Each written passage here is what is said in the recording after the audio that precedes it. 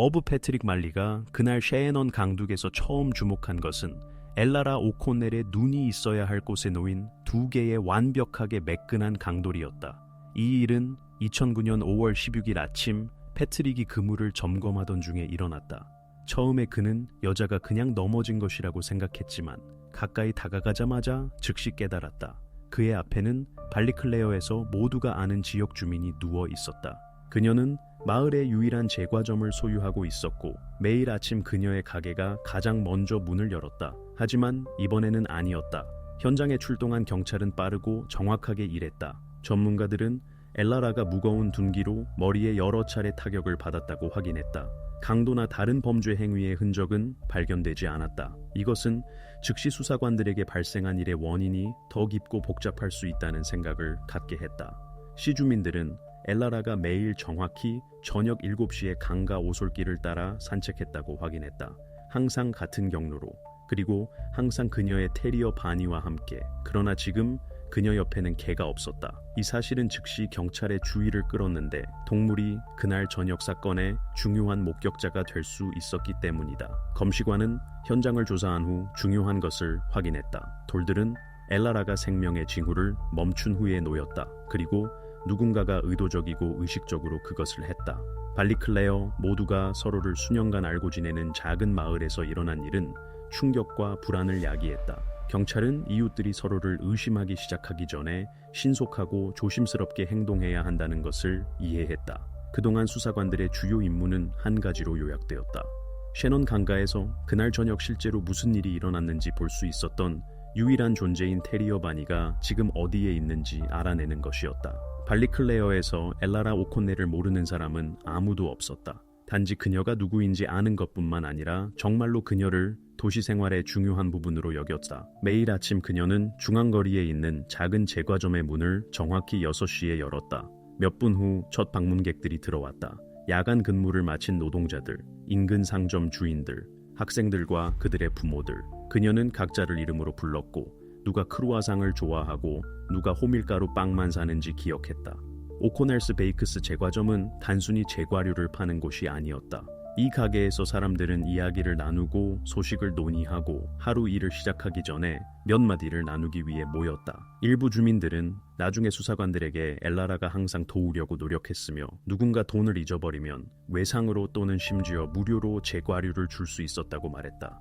매일 아침 이곳을 찾는 많은 사람들은 이것을 단순히 가게 주인의 친절이 아니라 개인적인 배려로 받아들였다. 제과점에서 일하는 직원들은 엘라라가 요구가 많지만 공정한 사람이었다고 확인했다. 조수 중 한 명이 레시피를 잘못 만들거나 반죽을 망치면 그녀는 차분하게 실수를 지적하고 올바르게 하는 방법을 보여주었다. 목소리를 높인 적이 없었다. 직원 중 한 명은 나중에 경찰에게 제과점에서는 싸우는 것이 관례가 아니었다고 말했다. 방문객들이 눈치채지 못하도록 모든 업무 분쟁이 신속하고 평화롭게 해결되었다. 일터 밖에서도 엘라라는 이웃들의 모범이었다. 그녀 근처에 살던 사람들은 그녀가 종종 집과 제과점 앞 거리를 스스로 쓸었다고 말했다. 그녀는 공공 서비스가 올 때까지 기다리지 않고 그냥 빗자루를 들고 청소를 했는데 도시가 깨끗해야 한다고 생각했기 때문이다.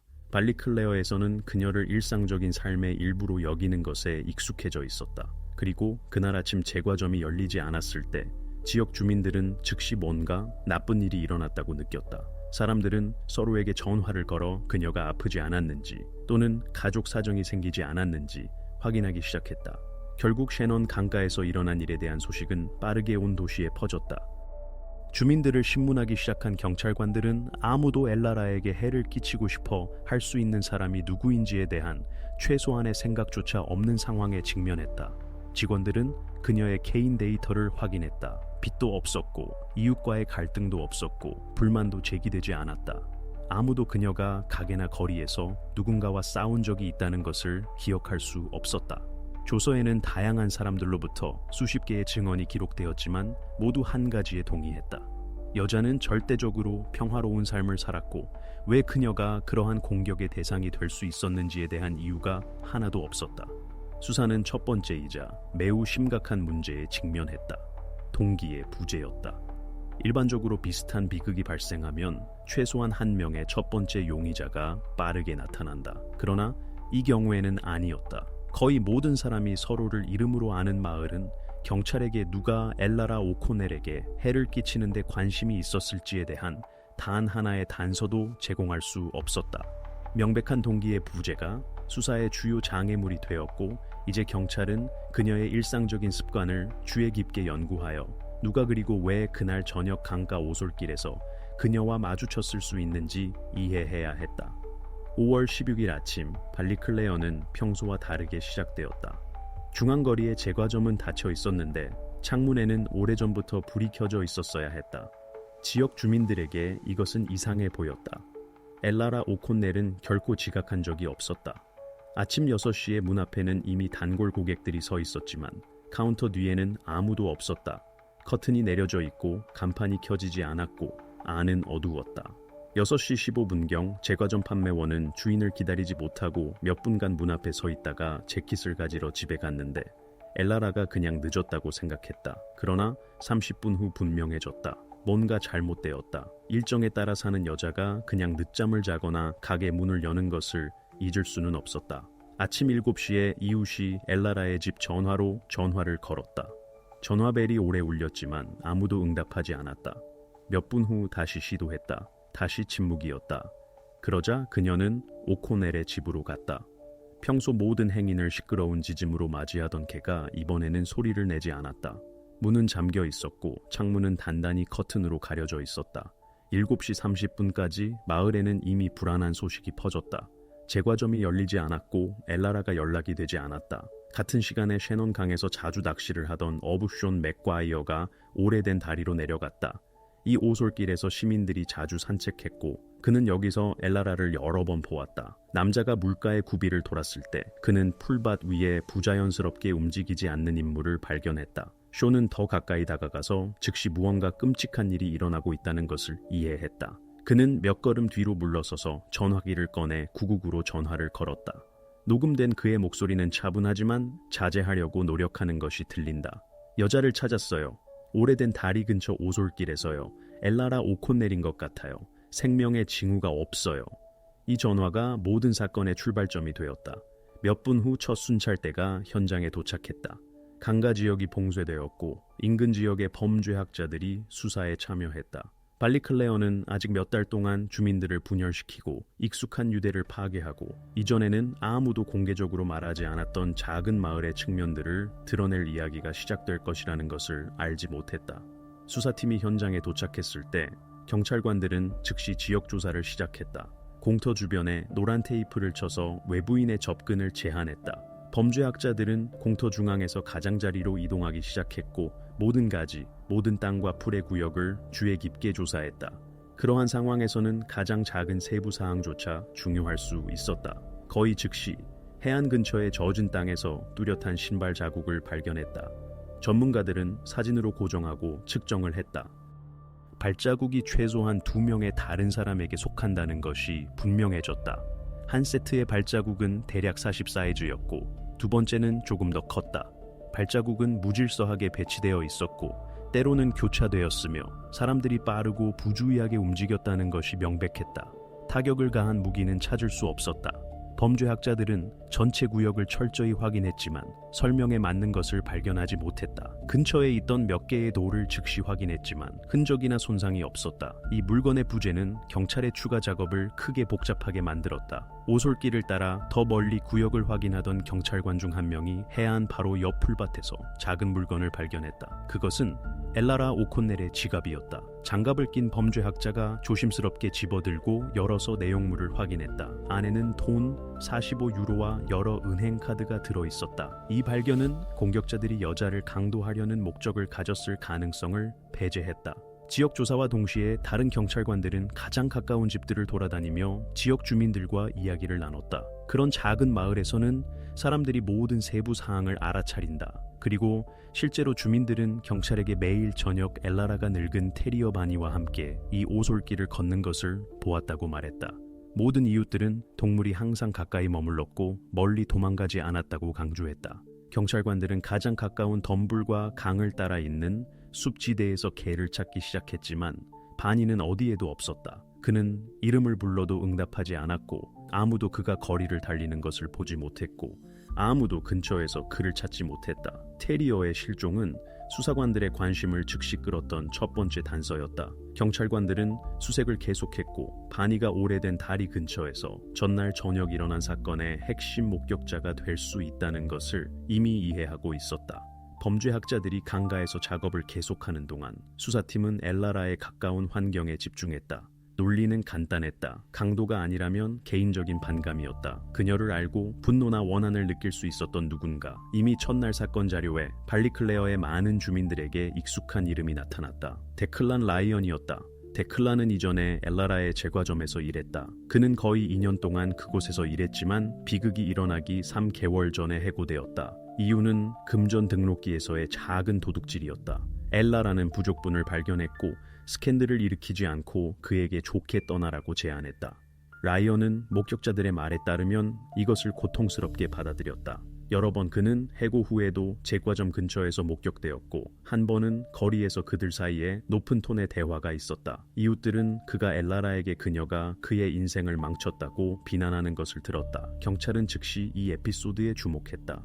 라이언은 불만족스러운 전 직원의 전형적인 프로필에 맞았다. 40대 남자, 미혼, 정규직 없음, 작은 잘못에 이력이 있다. 그는 도시 외곽에 있는 돌아가신 어머니의 오래된 집에서 혼자 살았다. 보고서의 정보에 따르면 그는 붐비는 장소에 거의 나타나지 않았고 이웃들은 그를 폐쇄적이고 성급하다고 묘사했다. 같은 날 형사들은 그의 집으로 갔다. 집은 방치된 것처럼 보였고 마당에는 번호판이 없는 오래된 차가 서 있었다. 데클라는 즉시 문을 열지 않았지만 경찰관들을 보고 논쟁하지 않았다.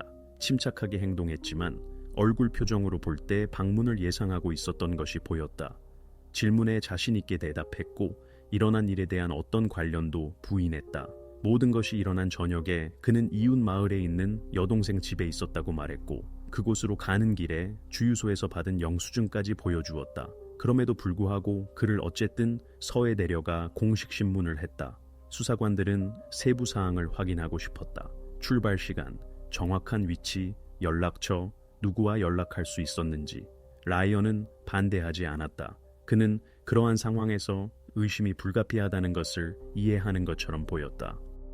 이 시점에서 사건의 동기를 가질 수 있는 첫 번째 사람이 나타났다. 데클란 라이언은 수사의 주요 작업 버전이 되었다. 이웃들과의 대화, 해고 이력, 엘라라와의 싸움, 그녀의 죽음 후 전반적인 행동은 이해할 수 있고 논리적인 사슬로 합쳐졌다. 모든 것이 경찰이 마침내 구체적인 방향을 가진 것처럼 보였다. 그러나 몇 시간의 신문과 증언 확인 끝에 수사 방향을 완전히 바꾼 세부 사항이 드러났다. 라이언은 실제로 5월 15일 저녁에 도시를 떠났다. 그는 도로에서 목격되었고 그 다음 여동생의 집에서 목격되었는데 그는 아침까지 거기에 머물렀다. 주유소 영수증은 출발 시간을 확인했고 주유소의 카메라는 그의 차를 기록했다. 모든 사실을 확인한 후 경찰관들은 이해했다. 데클라는 범죄 현장에 있을 수 없었다. 그에 대한 의심은 제거되었지만 이것은 수사관들을 막다른 골목에 남겼다. 그들은 다시 동기도 용의자도 없었다. 그리고 그들에게 새로운 단서를 줄 수 있는 유일한 것은 엘라라의 사라진 개였는데 아직 그것에 대해 아무것도 알아낼 수 없었다. 데클란 라이언의 알리바이 확인은 그를 서에 데려온 같은 날 시작되었다. 그는 침착하게 말했고 변명하려고 하지 않았지만 특별한 감정도 보이지 않았다. 라이언의 말에 따르면 5월 15일 저녁에 그는 발리클레어에서 애니스 쪽으로 떠났다. 약 40km 떨어진 도시였다. 그곳에는 그의 여동생이 살았고 그날 저녁 가족이 그녀의 집에서 생일을 축하하기 위해 모였다. 데클라는 경로, 출발 시간, 커피와 담배를 산 주유소에서의 정차를 자세히 설명했다. 그가 경찰관들에게 제시한 영수증은 같은 저녁 엘라라가 산책을 나간 것으로 추정되는 시간보다 약 1시간 전에 날짜가 찍혀 있었다. 그는 또한 저녁 식사 후 음료값을 지불한 애니스의 펍 영수증도 보여주었다. 모든 것이 논리적으로 보였지만 그러한 경우 경찰은 모든 말을 확인한다. 운영팀은 애니스로 가서 그의 존재를 확인할 수 있는 모든 사람을 신문했다. 여동생을 포함한 5명의 친척들이 같은 것을 증언했다. 데클라는 저녁 8시경에 도착하여 아침까지 그들과 함께 있었다. 펍의 바텐더는 그를 즉시 기억했다. 남자는 큰 팁을 남기고 카운터에 오래 앉아 지역 주민들과 이야기하던 것으로 기억에 남았다. 주유소의 카메라 기록은 그의 차가 실제로 애니스 방향으로 도로를 따라 움직였음을 확인했다. 수사관들은 시간 간격을 주에 깊게 비교했다. 가장 낙관적인 계산으로도 라이언은 그날 저녁 발리클레어로 물리적으로 돌아올 수 없었다. 그의 알리바이는 견고하고 문서로 확인되었으며 증인의 증언과 완전히 일치했다. 이후 그는 용의자 목록에서 제외되었다. 공식적으로 그에 대한 사건이 종결되었고 수집된 모든 자료는 수사의 보관 부분으로 이관되었다. 경찰에게 이것은 후퇴였다. 논리적으로 보였던 첫 번째 버전이 하루 만에 무너졌다. 부서 내부에서 다시 처음부터 작업이 시작되었다. 경찰관들은 사진, 전문가 보고서, 강가 오솔길 조사 결과를 다시 검토했다. 명백한 무언가 모든 것을 함께 연결해야 하는 세부 사항이 부족했다. 동시에 모두는 살인이 우연일 수 없다는 것을 이해했다.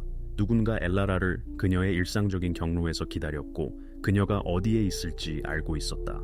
수사관들은 범죄 현장의 오래된 사진과 처음에는 중요하지 않아 보였던 한 가지 세부사항, 즉 사라진 테리어 바니로 돌아갔다. 데클란의 흔적이 끊긴 후 경찰은 다시 동물에 주목했다. 어쩌면 그날 저녁 셰넌 강가 오솔길에 실제로 있었던 사람들을 찾아낼 수 있는 새로운 선이 바로 거기에 숨겨져 있었을지도 몰랐다. 일어난 지 며칠 만에 발리클레어 주민들이 더 이상 안전하다고 느끼지 않는다는 것이 분명해졌다. 이전에는 저녁에 도시가 조용히 잠들었지만 이제는 해가 진 직후 거리가 황량해졌다. 최근까지 문을 잠그지 않고 조용히 두었던 이웃들이 갑자기 밤에 여러 번 자물쇠를 확인하기 시작했다.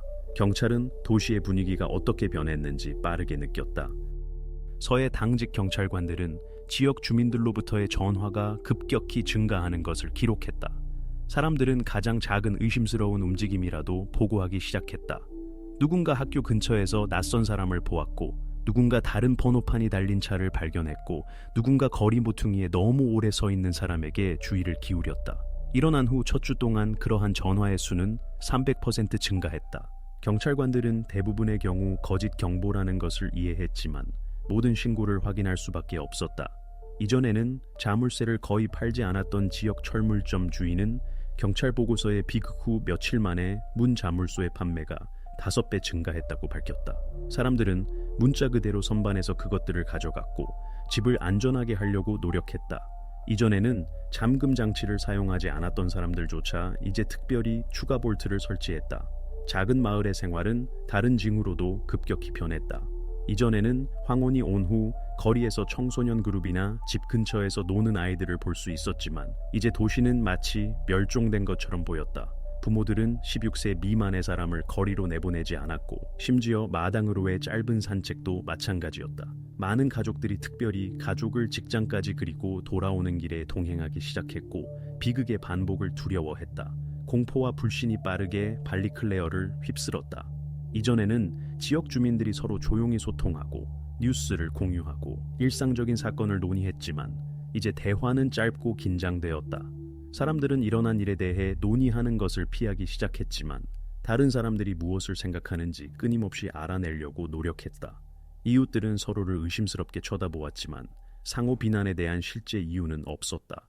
경찰에게 이것은 문제가 되었는데 수사에서 실제 단서가 여전히 나타나지 않았기 때문이다. 이때까지 이미 시민들로부터의 수십 통의 전화와 여러 거짓 증언이 확인되었지만 수사는 실제로 앞으로 나아가지 못했다. 마을 내부에서는 집단적 긴장의 분위기가 형성되기 시작했는데 이 분위기에서는 모든 사람이 주변 사람들의 눈에 잠재적인 용의자가 될 수 있었다. 수사에는 사진, 신문 조서, 전문가 조사 결과 및 이웃 조사 결과가 있었지만 범죄 뒤에 누가 있었는지에 대한 구체적인 지시는 하나도 없었다. 여전히 엘라라에게는 발견되지 않았고 이것은 수사관들을 불편하게 했는데 그들은 바로 이 흔적이 올바른 길로 이끌 것이라고 희망했다. 5월 19일 아침 발리클레어 경찰 전화로 특이한 전화가 걸려왔다. 막 외곽 약 5km에 살고 있던 지역 농부 마이클 도일이 전화했다. 마이클은 자신의 농장에서 낯선 개를 발견했다고 보고했다. 개는 지쳐 있었고 거의 움직일 수 없었고 오래된 헛간 근처에서 거의 움직임 없이 누워 있었다. 농부의 말에 따르면 개는 반이라는 이름이 적힌 목걸이를 하고 있었다. 경찰은 즉시 이 이름을 알아봤다. 바로 5월 15일 저녁에 사라진 엘라라 오콘넬의 테리어의 이름이었다. 수사관들은 즉시 농장으로 갔다. 경찰관들이 현장에 도착했을 때 바니는 이미 지역 수의사의 검사를 받고 있었다. 개는 지쳐 있었고 분명히 며칠 동안 음식과 물 없이 지냈지만 심각한 부상이나 다른 명백한 외상의 흔적은 발견되지 않았다. 동물은 혼란스럽고 겁먹었지만 공격성을 보이지 않았다. 그러나 검사 중에 수의사는 테리어의 털에 있는 이상한 얼룩에 주목했다. 그것들은 밝은 파란색이었고 눈에 거의 보이지 않았지만 자세히 검사하면 명확하게 구별되었다. 털 샘플은 즉시 범죄학자의 실험실로 분석을 위해 보내졌다. 수사관들이 결과를 기다리는 동안 서에서 그들은 다시 최근 며칠간의 자료를 검토하기 시작했고 바니가 어딘가에서 그러한 페인트와 접촉할 수 있었는지 확인했다. 병사 중 한 명은 사건이 일어나기 약 일주일 전에 부서의 낙서와 관련된 경범죄에 대한 보고서가 접수되었다는 것을 기억했다.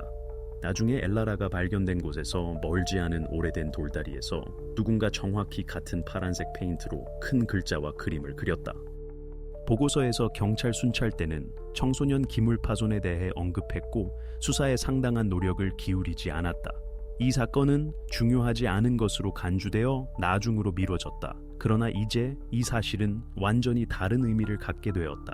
실험실 분석 결과가 나왔을 때 일치가 확인되었다. 바니의 털에 있는 페인트와 다리의 낙서에 사용된 페인트는 동일했다. 그것은 밝은 파란색의 산업용 에어로졸 페인트였고 판매에서 가장 흔한 것은 아니었다. 발리클레어에서는 한두 개의 상점에서만 찾을 수 있었다. 경찰관들은 이전에 그림이 그려진 장소로 다시 갔다.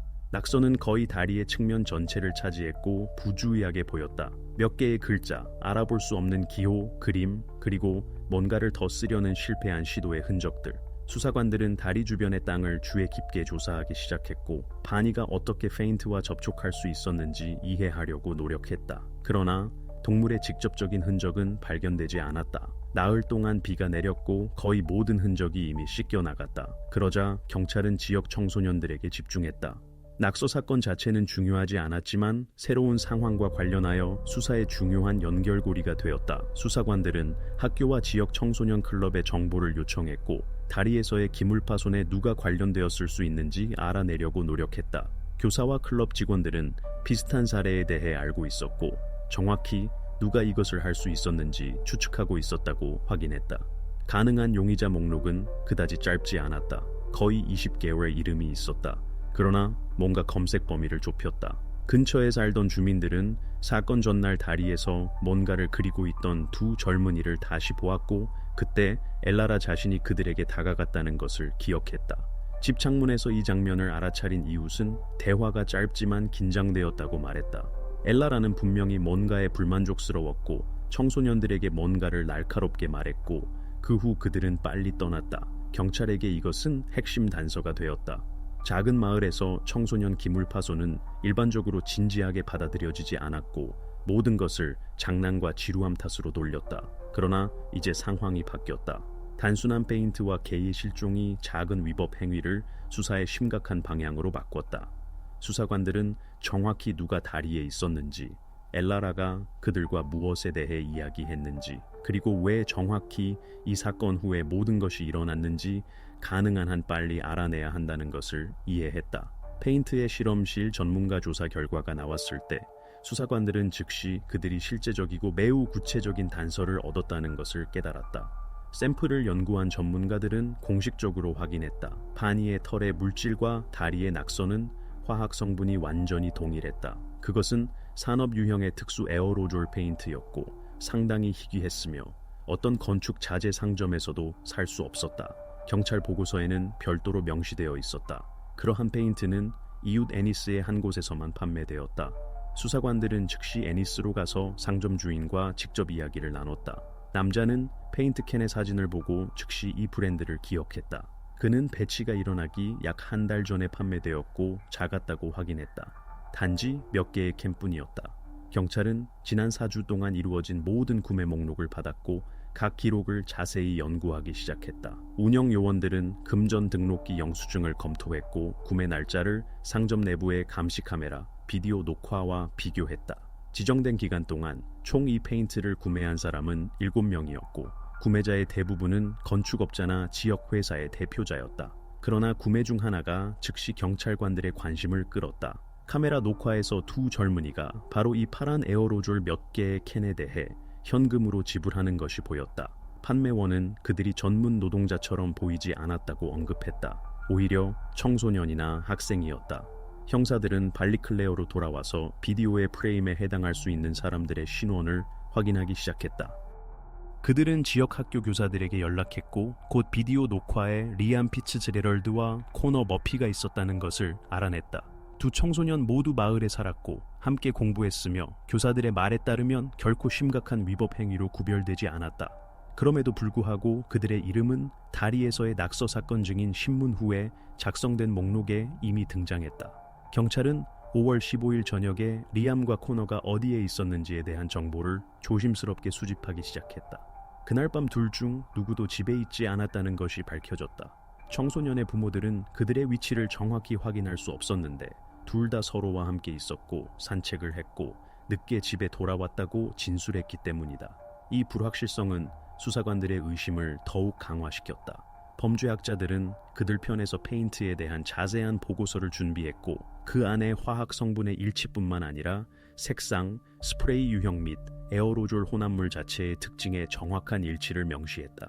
이것은 개와 다리의 페인트가 이제 경찰에 알려진 하나의 출처에서 나왔다는 것을 확인했다. 수사관들은 이제 청소년들을 공식적으로 신문에 소환하고 그들의 집에서 수색을 수행할 충분한 근거가 있다는 것을 이해했다. 이 시점까지 수사는 단편적인 추정과 간접적인 세부 사항으로 구성되었지만 이제 명확하고 실체적인 흔적이 나타났다. 단순한 파란 에어로졸 페인트 캔이 이전에는 중요하지 않았던 기물 파손 에피소드를 사건의 중심 증거로 바꿨다. 경찰에게 이것은 수사의 중요한 전환점이었다. 처음으로 추정의 한계를 벗어나 사건 저녁에 엘라라 근처에 실제로 있었을 수 있는 사람들에게 접근할 가능성이 나타났다. 이제 주요한 것은 청소년들이 왜 이 페인트를 샀는지, 비극 전날 다리 근처에서 무엇을 하고 있었는지, 그리고 왜 그들이 긴장된 방식으로 엘라라와 이야기하는 것이 목격되었는지 알아내는 것이었다. 리암 피츠제럴드와 코너 머피는 발리클레어 주민들이 이 사건과 관련하여 가장 먼저 생각할 사람들과는 거리가 멀었다. 두 청소년 모두 존경받는 지역 가족 출신이었고 상당히 건전하고 교육받은 젊은이들로 여겨졌다. 그들의 아버지들은 마을에서 잘 알려져 있었다.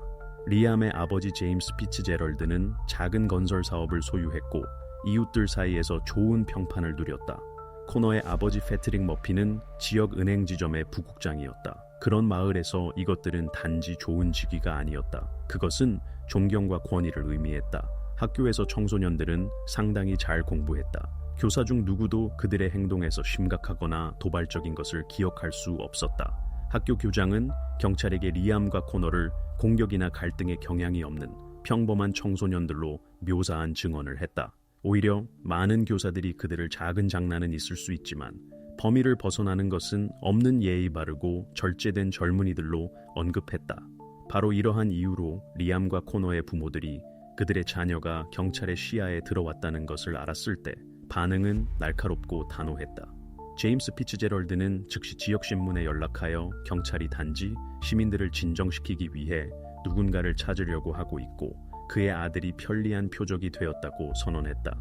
패트릭 머피는 서해 공식 서한을 보냈고 그 안에서 경찰의 행동을 부당하고 가족의 평판을 해치는 것이라고 불렀다. 젊은이들의 부모들은 법 집행 기관이 마녀 사냥을 시작했다고 공개적으로 비난했다. 도시의 긴장이 더욱 두드러졌다. 발리클레어 주민들은 분열되었다. 일부는 모든 단서를 확인해야 한다고 생각하며 경찰을 지지했고 다른 일부는 청소년 가족의 편에 완전히 섰다. 리암과 코너의 친척들은 심지어 경찰의 남용이라고 부르는 것에 반대하는 작은 지원 그룹을 조직했다.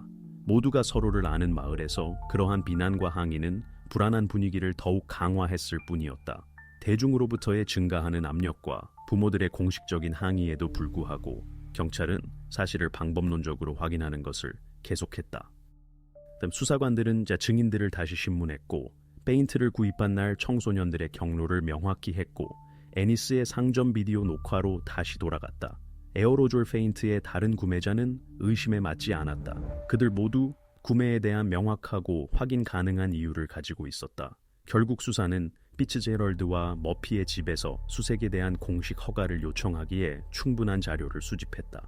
판사는 제시된 문서를 검토한 후 두 가족의 분노에도 불구하고 운영 조치를 수행하기 위한 영장을 발부하기로 결정했다. 부모들은 경찰이 단지 사건을 더 빨리 종결하기 위해 누군가를 찾으려고 한다고 주장했고 수사관들이 아무것도 찾지 못할 것이라고 주장했다. 그럼에도 불구하고 결정이 내려졌다.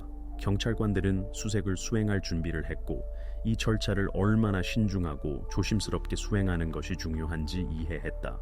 모두는 도시가 수사의 모든 단계를 주의 깊게 관찰하고 있다는 것을 이해했고 잘못된 행동은 심각한 결과를 초래할 수 있었다. 항상 평화롭고 조용하게 살아온 작은 마을 발리클레어는 내부 갈등의 가장자리에 있었다. 그러나 경찰에게 주요한 것은 주민들의 의견도 부모들의 항의도 아니었고 엘라라 오코넬에게 그날 저녁 강가에서 무슨 일이 일어났는지에 대해 마침내 빛을 비출 수 있는 모든 증거를 찾는 것이었다. 경찰이 리암 피츠제럴드의 집에 들어갔을 때 분위기는 즉시 긴장되었다. 부모들은 경찰관들 옆에 조용히 서서 그들이 각 방을 조사하는 것을 지켜보았다. 처음에는 특이한 것이 발견되지 않았다. 일반적인 물건, 학교 노트, 스포츠 장비. 그러나 차고에서 수사관 중 한 명이 오래된 도구와 상자 사이에 숨겨진 거의 빈 에어로졸 페인트 캔이 있는 먼 선반에 주목했다. 밝은 파란색이 다리와 바니의 털에서 발견된 것과 일치했다. 동시에 운영 요원 그룹이 코너 머피의 집에서 수색을 수행하고 있었다. 그곳 청소년의 방에서 범죄학자가 신발을 주의 깊게 조사하고 있었다. 몇 분 후 그는 운동화 한 켤레를 손에 들고 밑창의 패턴을 범죄 현장의 발자국 사진과 주의 깊게 비교했다. 일치는 첫눈에도 명백했다. 경찰관은 신발을 조심스럽게 포장하여 전문가 조사를 위해 동료들에게 전달했다. 두 청소년의 부모 모두 수색 중에 참석했고 당황한 것처럼 보였다.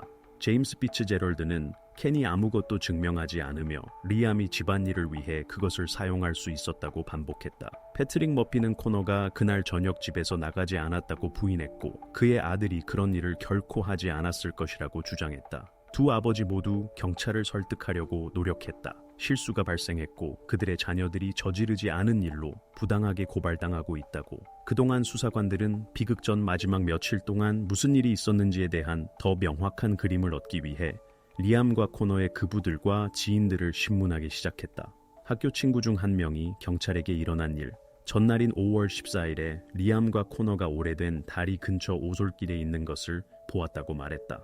그의 말에 따르면 그들은 돌담에 무언가를 그리고 있었는데 엘라라가 나타났다. 그녀와 청소년들 사이에 감정적인 언쟁이 발생했다. 엘라라는 분명히 불만족스러웠고 크고 명확하게 부모들에게 모든 것을 알릴 것이라고 말했다. 청소년들은 빨리 떠났고 분명히 긴장했다. 근처에 살던 다른 증인들이 이 버전을 확인했다. 엘라라의 이웃이 새로운 세부 사항을 추가하며 다시 증언했다. 그녀의 말에 따르면 그날 저녁 청소년들은 짜증이 나고 심지어 공격적이었다. 코너는 엘라라에게 크게 대답했고 이것은 그냥 오락이고 끔찍한 일은 일어나지 않았다고 주장했고 리암은 겁먹은 것처럼 보였고 친구에게 가능한 한 빨리 떠나자고 설득했다. 이러한 증언들은 결정적인 순간이 되었다. 수사관들은 마침내 가능한 동기를 모았다. 부모들의 반응에 대한 청소년들의 두려움이었다. 발리클레어 같은 작은 마을에서 가족의 권위와 부모의 평판은 매우 중요했다. 리암과 코너는 낙서에 대한 정보가 아버지들에게 전달되면 처벌이 가혹할 것이라는 것을 완벽하게 이해했다. 그리고 아마도 바로 이 두려움이 일반적인 언쟁이 훨씬 더 심각한 것으로 변한 이유였을 것이다. 경찰은 이 버전을 상세히 확인하기 시작했다. 범죄학자들은 즉시 발견된 캔과 운동화를 추가 전문가 조사에 보내 반박할 수 없는 증거를 얻었다. 운영 요원들은 청소년들의 반복 신문과 그부 및 교사들과의 추가 대화를 요청했고 최근 며칠 동안 그들의 반응이 주변 사람들에게 어떻게든 눈에 띄었는지 이해하려고 노력했다. 발리클레어 주민들에게 수사의 이 새로운 전환은 어려운 시험이 되었다.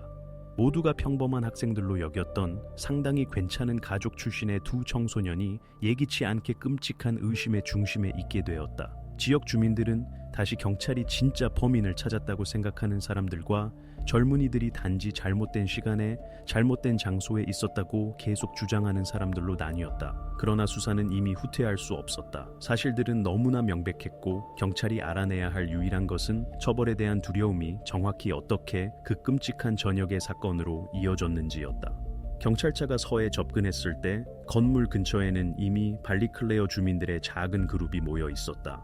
리암과 코너의 부모들은 아들들과 함께 도착했고 외적인 침착함을 유지하려고 노력했지만 그들의 얼굴로 볼 때 긴장하고 걱정스러워하는 것이 보였다. 청소년들은 혼란스러워 보였다. 리암은 고개를 숙였고 모인 사람들 쪽을 보지 않았고 코너는 반대로 도전적으로 자신감 있게 행동했는데 마치 일어나는 모든 것이 그와 전혀 관련이 없는 것처럼 보였다. 서 내부에서 둘 다 즉시 다른 사무실로 분리되었다. 부모들은 신문에 참석하기를 주장했다. 수사관들은 이에 대비했고 반대하지 않았다. 첫 번째로 신문 받은 사람은 리암 피츠제럴드였다. 그는 아버지 옆 형사 맞은편에 앉아 무릎에 손을 얹고 눈에 띄게 긴장했다. 그에게 페인트와 발견된 캔에 대해 물었을 때 리암은 증언을 혼동하기 시작했고 처음에는 그 캔을 본 적이 없다고 주장했다가 나중에는 집안일을 위해 샀을 수도 있다고 기억했다. 그의 아버지 제임스는 여러 번 개입하려고 시도했고 리암이 대답할 의무가 없다고 말했지만 형사들은 이것은 단지 질문일 뿐이고 정직한 것이 낫다고 차분하게 상기시켰다. 옆방에서 코너 머피는 훨씬 더 굳건하게 행동했다. 그와 함께 아버지 패트릭이 앉아 있었는데 훨씬 더 자신감 있어 보였고 질문이 부적절하다고 생각되면 대답하지 않아도 된다고 아들에게 여러 번 상기시켰다. 코너는 절대적으로 모든 것을 부인했다. 형사가 그에게 다리의 낙서에 대해 물었을 때 그는 단지 어깨를 으쓱했고 무슨 말인지 이해하지 못한다고 선언했다. 그의 확신은 너무나 설득력이 있어서 아버지조차 때때로 지지하며 고개를 끄덕였다. 그러나 수사관들은 준비되어 있었다. 먼저 그들은 두 청소년에게 애니스 상점의 영수증을 보여주었다. 거기에는 페인트 구매의 날짜, 시간 및 장소가 보였다. 코너는 즉시 침묵했고 적절한 답변을 생각해 내려고 노력했고 리암은 그냥 테이블을 쳐다보며 형사와 눈을 마주치는 것을 피했다. 그런 다음 경찰은 다리에서 엘라라와의 갈등을 확인한 그부의 증언을 제시했다. 리암은 조용히 그때 정확히 무슨 일이 있었는지 기억나지 않는다고 말했고 코너는 더 크게 말하기 시작했고 그부가 단지 실수했거나 거짓말을 하고 있다고 주장했다. 다음 증거는 리암의 차고에서 발견된 페인트 캔이었다. 물건을 보자 제임스 피츠제럴드는 크게 한숨을 쉬며 앞으로 몸을 기울였고 아들을 빤히 쳐다보았다. 리암은 분명히 당황하기 시작했고 혼란스럽게 그냥 이 캔을 잊어버렸고 그것으로 나쁜 일을 하지 않았다고 반복했다. 아버지는 그에게 침묵하라고 명령했고 변호사 없이는 대화를 계속하지 않을 것이라고 말했다. 코너의 상황은 다르게 전개되었다. 그는 여전히 자신의 관련을 부인했는데 형사가 그의 운동화 사진을 그 앞에 놓고 범죄 현장의 발자국의 선명한 사진과 비교할 때까지였다. 코너는 1초 동안 얼어붙었고 그의 시선은 사진에 멈췄고 청소년의 얼굴이 변하는 것이 보였다. 패트릭 머피도 상황이 심각해졌다고 느꼈고 신문을 중단해달라고 집요하게 요청하기 시작했다. 수사관은 코너의 신발이 어떻게 범죄 현장에 그러한 발자국을 남길 수 있었는지에 대한 질문을 천천히 반복했다. 코너는 돌아섰고 대답하기를 멈췄고 그의 아버지가 크게 변호사를 부르라고 요구하는 동안 그냥 벽을 쳐다보았다.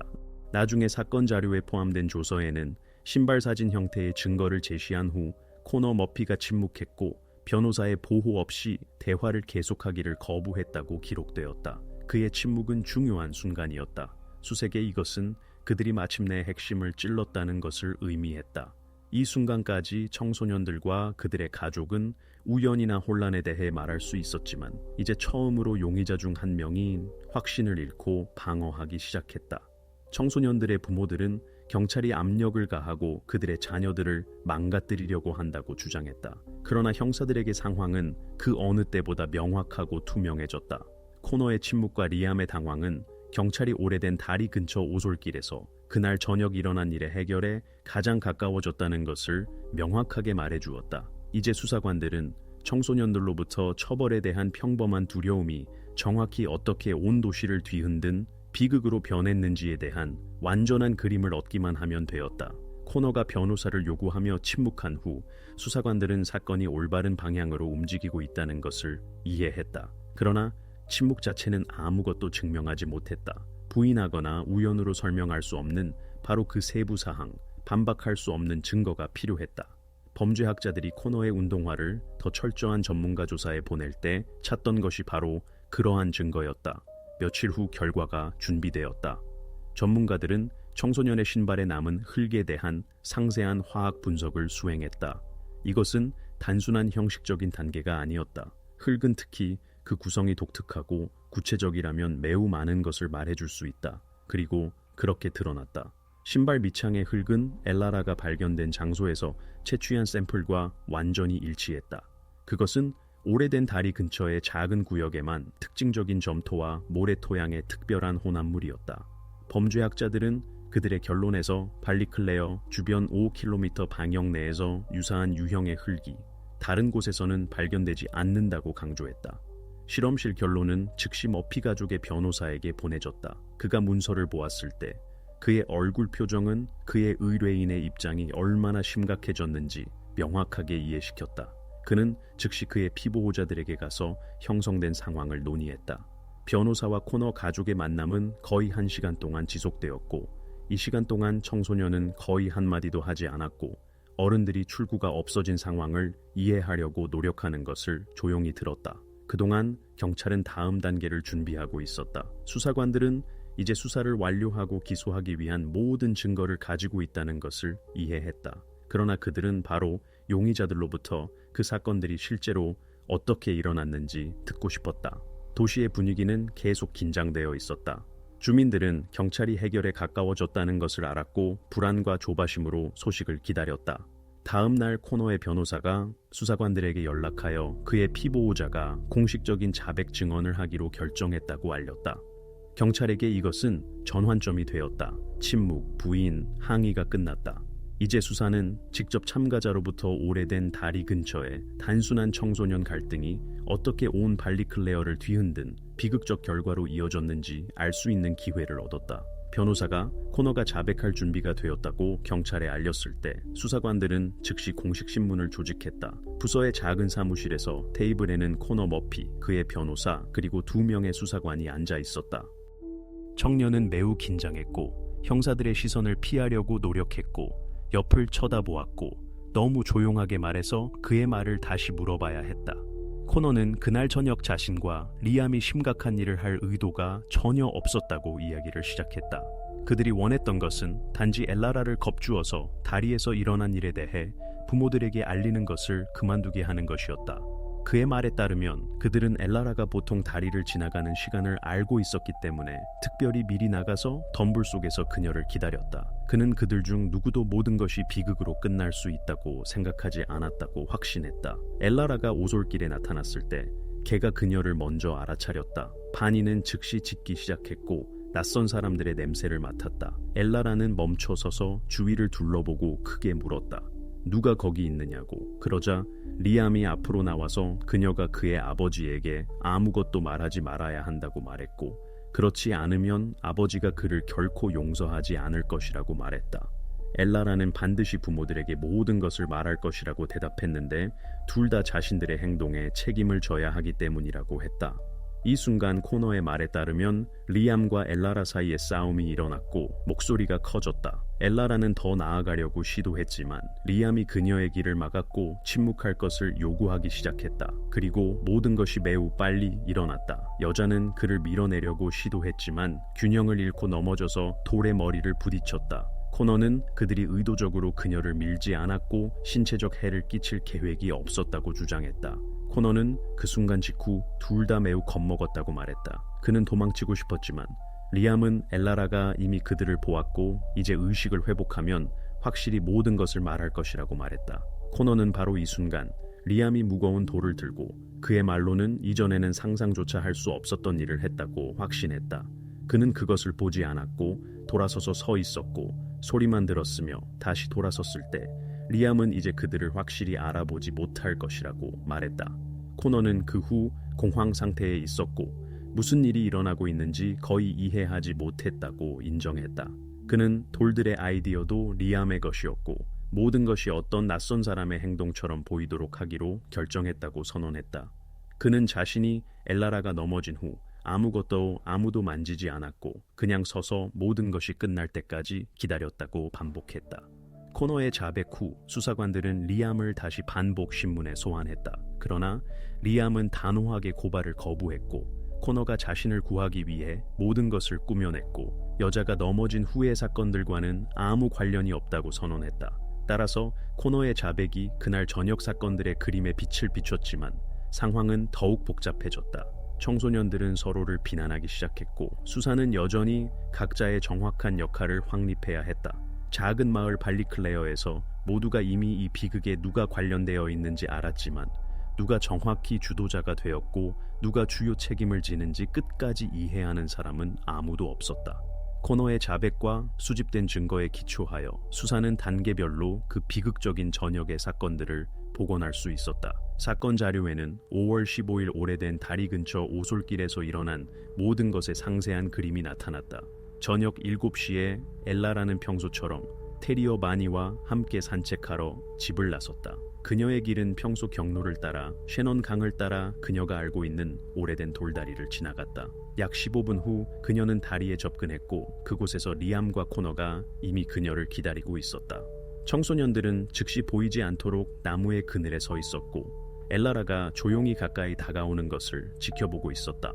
그녀가 다리 바로 옆에 있을 때 젊은이들이 그녀를 향해 나왔다. 대화는 빠르게 높은 톤으로 전환되었다. 엘라라는 침묵할 의도가 없었고 다리에 그린 낙서에 대해 부모들에게 말할 의도가 있다는 것을 분명히 했다.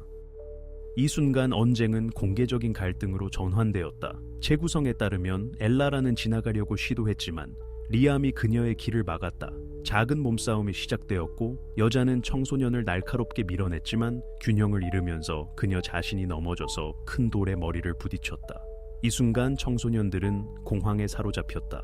그들은 상황이 단순히 여자를 겁주려는 그들의 초기 계획의 한계를 벗어났다는 것을 깨달았다. 바로 이 결정적인 순간에 리암은 더 이상 되돌릴 길이 없는 결정을 내렸다. 코너의 증언에 따르면 그는 무거운 돌을 들고 여러 번 타격을 가했고 흔적을 숨기고 그들을 식별할 수 없도록 하려고 노력했다. 코너는 그 순간 보지 않았고 이 행동에 직접 참여하지 않았다라고 주장했지만 나중에 리암에게 합류했다는 것을 부인하지 않았다. 두려움과 공황의 영향으로 청소년들은 최근에 함께 본 공포영화의 장면을 기억했다. 본 것을 반복하기로 한 결정은 충동적이고 무의미했다. 리암에 이어 코너는 그에게 눈과 관련된 이 무서운 의식을 완료하는 것을 도왔는데 이것이 경찰을 올바른 길에서 벗어나게 할 것이라고 믿었다. 그런 다음 그들은 숲에 숨었고 테리어 바니는 겁을 먹고 반대 방향으로 도망쳤다. 이제 수사의 세심한 작업 덕분에 그날 저녁의 사건들이 가장 작은 세부 사항까지 완전히 복원되었다. 수사관들은 누가 범죄 현장에 있었는지, 각 청소년이 어떤 행동을 했는지, 그리고 처벌에 대한 두려움이 정확히 어떻게 비극적 결과로 이어졌는지 알았다. 한 가지만 이해하면 되었다.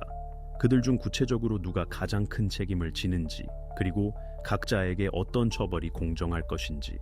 2010년 3월은 거의 1년 동안 온 발리클레어 시를 긴장시켰던 사건에서 중요한 단계가 되었다. 재판 과정은 클레어 카운티의 지방 법원에서 진행되었다. 홀은 가득 찼다. 친척, 언론인, 그리고 단순히 관심 있는 사람들 외에도 최종 결정을 듣고 싶어하는 발리클레어 자체의 많은 주민들이 참석했다. 재판은 배심원의 참여로 진행되었고 그들은 증인, 전문가 및 변호사의 모든 증언을 주의 깊게 들었다. 검찰 측에서는 여러 전문가 조사의 결과가 제시되었다. 페인트와 흙의 화학 분석, 범죄학자의 보고서 및 법의학자의 결론, 중심 증거는 코너 머피의 자백 녹음이 되었고 이것은 배심원에게 완전히 재생되었다. 코너는 재판에서 다시 자신의 말을 확인했지만 범죄에서의 주요 역할은 리암에게 속한다고 다시 주장했다. 리암 피츠제럴드의 변호는 그날 밤의 심각한 결과에 대한 그의 직접적인 관련을 완강히 부인했다. 변호사는 배심원들에게 리암에 대한 모든 고발은 변호 측의 의견으로는 자신을 위해 처벌을 완화하기 위해 다른 사람에게 죄를 전가하려는 그의 친구의 증언에만 기초하고 있다고 반복했다. 리암은 낙담한 것처럼 보였지만 자신의 버전을 확고하게 고집했고 일어난 일에서 자신의 주요 역할을 인정하지 않았다. 사건은 며칠 동안 심리되었고 배심원들은 오랫동안 합의에 도달하지 못했다. 법정의 시민들은 두 청소년의 운명이 눈앞에서 결정되는 것을 조용히 지켜보았다. 긴 토론과 증거의 철저한 연구 끝에 배심원들은 마침내 평결을 내렸다. 두 청소년 모두 엘라라 오코넬 살인죄로 유죄가 인정되었다. 평결이 내려진 후 판사는 배심원과 모든 참석자들 앞에서 간단히 연설했고 부모들 앞에서의 청소년들의 충동성, 공황, 두려움이 초래한 결과의 심각성을 강조했다. 피고인들의 나이에도 불구하고 그들의 행동의 심각성과 사회적 위험성을 고려하여 법원은 관대한 판결을 내리지 않기로 결정했다. 두 청소년 모두 종신형을 선고받았다. 판결에는 그들이 수감 생활을 최소 15년 이상 보낸 후 가석방 청원권에 대한 조항이 포함되었다. 판결이 선고된 후 홀에는 절대적인 침묵이 찾아왔다. 청소년들의 부모와 엘라라의 친척들은 서로를 조용히 쳐다보았고 이제 아무것도 바꿀 수 없다는 것을 이해했다. 발리클레어 씨는 판결을 들었지만 안도감을 느낀 사람은 거의 없었다. 그렇다. 정의가 승리했지만 대가는 너무 높았다. 사건은 공식적으로 종결되었지만 아무도 끝까지 답을 얻지 못한 질문들이 공중에 남아 있었다. 이제 남은 것은 이 끔찍한 사건에 연루된 모든 사람들이 이것과 어떻게 살아갈 것인지 기다리는 것뿐이었다. 재판 후 발리클레어는 영원히 변했다. 엘라라의 재과점은 다시 열리지 않았고 그 문은 영원히 닫혀 있었다. 리암과 코너의 가족들은 지역 주민들의 압력을 견디지 못하고 곧 도시를 떠났다. 그들의 집은 과거에 대해 아무것도 모르는 낯선 사람들에게 팔렸다. 사건이 일어난 달에는 지역 주민들이 엘라라를 기리기 위해 이름을 바꿨다. 이제 모두에게 엘라라의 다리로 알려져 있고 사람들은 그 전역을 잊으려고 노력하는 것처럼 그것을 우회한다. 셰넌 강이 돌눈 사건은 두려움, 공황, 그리고 단 하나의 실수가 어떻게 온 도시의 삶을 파괴할 수 있는지를 보여주는 상징이 되었다. 발리클레어의 아무도 이전의 삶으로 돌아갈 수 없었다.